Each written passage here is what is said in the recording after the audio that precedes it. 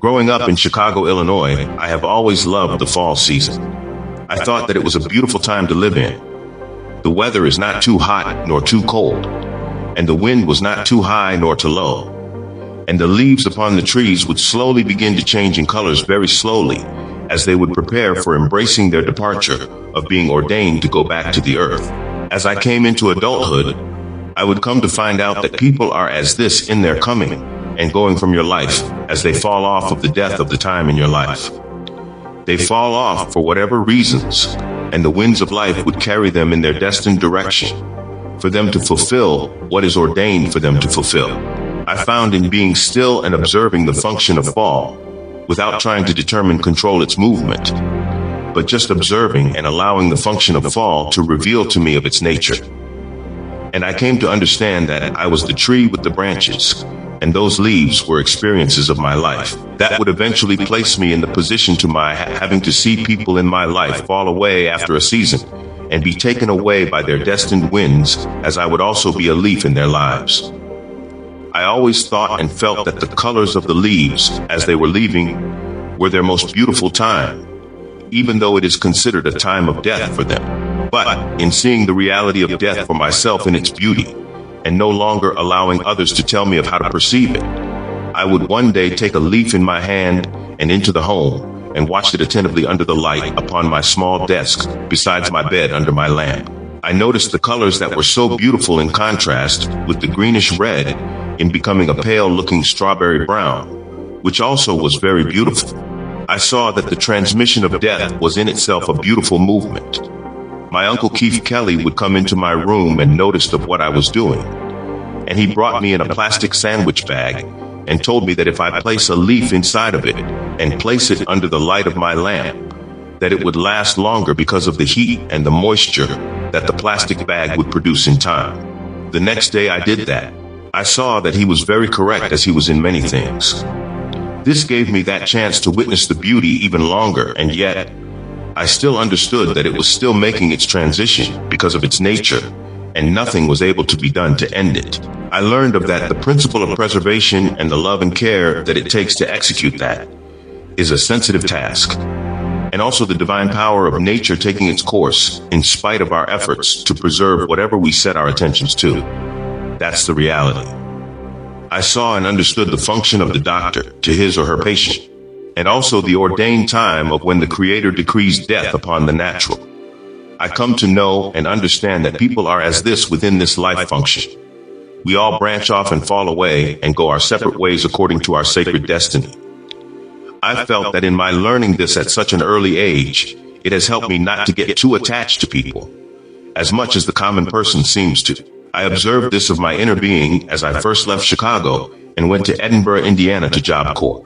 I came to understand that as long as people are in your life at the time, you should embrace them fully and individually while you can. Because as I also noticed the falling leaves, I was never able to determine of when either one that I concentrated on would fall off to the earth to begin their journey away, despite of the wind blowing strong or softly. In this, their strength to hold on despite of the winds was a sacred time that is impossible for the human being to determine precisely. I have had plenty of high winds and times of when I was unjustly plucked from other people's lives by close evil forces, and yet I am able to move forwards and into the new, because in spite of my being able to love others strongly, I am able to let go as easily as well, because I know that the reality of life, there is an imbued law that demands it and governs it, and to not accept it destroys the integrity and intelligence of the mind and spirit in many forms. To move forwards with your life, along with what the Creator has for you, may not be clearly understood by others who were once close to you, who may feel that you have become cold or eccentric. But in some cases, it should be absolutely understood, considering that there are some who have a great deal to do with the path that the Creator has placed you upon with determination and compassion that was rooted in evil for the purpose of learning. They were made to be the books that in my experiences, I have read very well. In some instances, the Creator will use those close in your life to help shape you into what you are destined to know and to do for other people's lives, to help them understand what they are going through and feeling. And yet, in the same instances, These are people who were only destined for that season, and to never touch your life again due to the fact that they were also being used of the beast for to help shape you, but were not allowed to destroy you because of the Creator's divine intervention upon your life in regards to time. But there will become a time in the truth of justice, of when they will be asked by the Creator, why was I able to use you for in order to shape him? Is that a question being asked of the all-knowing and the all-wise Creator? No, the question is placed inside of the human being for to ask themselves of why, when they are made in time to reflect upon their position of who and what they were supposed to be to you. Why was hate their primary function against you, when you showed them nothing but love in trying to be, and therefore fulfill your natural position to them as a brother, a son, and other positions meant to be expressed by the Creator? But because of their death in that area, you never were to enjoy their presence as such ordained. They were simply a chapter of your life, inside of the book of your life journey. Let those leaves die, fall off and wither away. Those books are sealed and burned. I always ask the Creator to never see fit to be able to use me upon an evil principle and act for to shape someone else for the good.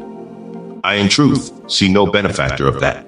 I have been grateful to have gone through this life as I have been made in spite of being seen as a complex man, because they try to determine a living human being's time of when he stops growing, based upon their own implication of what is a proper status of character. It is always vital to understand that as long as we are living human beings, we are growing, moving and changing human beings, as we are also dying in its profound beauty. And the moment anyone determines that they have no more need for growth and change, and they have it all together, then they have truly lost everything. As every season has its given particular state of weather, and therefore being, the same as different challenges come for the purpose of every human being to learn of the living journey, and therefore themselves. Good weather, good moments and times. Cold weather, desolate and times of loneliness, of when nothing seems to go according to our comfort in every aspect of our life, including those who are in our social circle. The fall, the time of when death occurs, of when people's relationships with us die and fall off into nothing, where there was certainly something. I, for one, coldly cut off relationships, including family and friendships, more completely in death, due to the reality that they were close, and not just the common union. I found in my journey that commonality holds a more stable and secured foundation when it comes to the human being's implications. This reveals the dangerous flaw of allowing anyone to become close to you despite of who or what they are. No one should ever get to know you completely. Absolutely no one. I see no necessity for that. Even if you at times you have to fabricate things when certain questions are brought up of your past for the purpose of security, it is demanded of me to totally cut off, because of the closeness, that it must remain dead and gone because of its consistently inconsistent nature. It serves as the greatest endangerment to continue to keep those around you that were once considered close to you, is that of a fire too close for your life's comfort. They are precisely the ones who must never be given another chance to harm you again. Let the dead remain the dead. Trying to exhume matters with people, you end up looking at something hideous and regrettable. The rainy season is the time of healing and renewal, the time of when all dead matters are washed away in its preparation for the new to be able to have the confidence and comfort to rise. In all of this learning, it is not intelligent for any student to revert back into causing themselves the same mistakes again, after being this time made conscious of them. Before, we were unconscious of who or what was the nemesis, because of being misled by the fabrication of the traditional family, friendship, or companion monotony, as that is why it is considered a mistake, an unknown destined lesson for a precondition to be made known in the future times. However, in spite of all of those positions and titles being asserted to be divine, the Bible warns us of those same people and positions despite the circumstances. The fall season is the time of letting go and to accept things as they are and not what we were taught to wish they could be. Luke chapter 9 verse 60, New King James Version. Jesus said to him, "Let the dead bury their own dead, but you go and preach the kingdom of God." Matthew chapter 10 verse 36, New King James Version. And a man's enemies will be those of his own household. Written by David Anthony Brayboy.